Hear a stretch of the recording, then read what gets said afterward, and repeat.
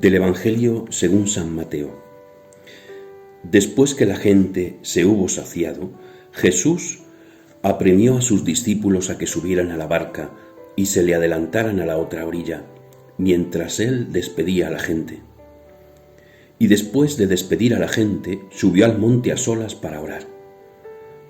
Llegada la noche, estaba allí solo. Mientras tanto, la barca iba ya muy lejos de tierra, sacudida por las olas, porque el viento era contrario. A la cuarta vela de la noche se les acercó Jesús andando sobre el mar. Los discípulos, viéndole andar sobre el agua, se asustaron y gritaron de miedo, diciendo que era un fantasma. Jesús les dijo enseguida: «Ánimo, soy yo, no tengáis miedo». Pedro le contestó: «Señor, si eres tú, mándame ir a ti sobre el agua».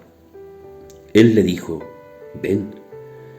Pedro bajó de la barca y echó a andar sobre el agua acercándose a Jesús, pero al sentir la fuerza del viento le entró miedo, empezó a hundirse y gritó: «Señor, sálvame». Enseguida Jesús extendió la mano, lo agarró y le dijo: «Hombre de poca fe, ¿por qué has dudado?». En cuanto subieron a la barca, amainó el viento.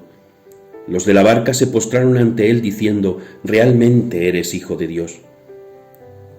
Terminada la travesía, llegaron a tierra de Genesaret, y los hombres de aquel lugar, apenas lo reconocieron, pregonaron la noticia por toda aquella comarca y le trajeron a todos los enfermos. Le pedían tocar siquiera la orla de su manto, y cuantos la tocaban quedaban curados. Palabra del Señor. Vemos cómo Jesús en el Evangelio, después de anunciarlo, se retira a estar a solas con el Padre. Ese momento de intimidad con el Padre, ese momento de estar con Él, de abrir el corazón, ese momento de estar a solas con Él. Es verdad que los discípulos estaban luchando viento contrario en el mar, pero Jesús no se olvida de ellos. Es ese momento de intimidad con el Padre y a la vez de pedir por todos sus discípulos, por aquellos que le habían confiado.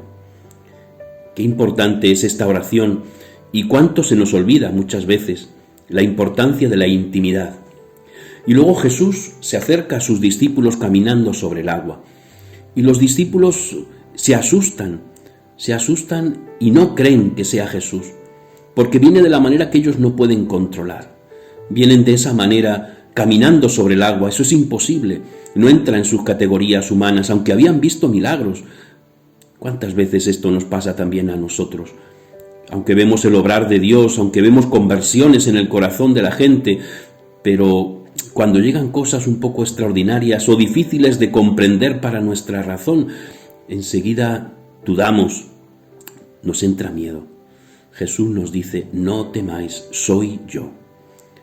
El Señor viene a nosotros y nos invita también a hacer las mismas obras que Él. Nos invita a caminar sobre el agua, como hizo con Pedro. Pero una vez más, aunque hayamos caminado sobre las aguas, volvemos a dudar, y la duda nos hunde. Hombres de poca fe, ¿por qué has dudado? El Señor amaina el viento de nuestra vida y nos invita a este crecer en la fe, a este crecer en cosas que van más allá de nuestra razón. La fe va más allá. Es verdad que es razonable, pero Dios obra grandes maravillas en nosotros.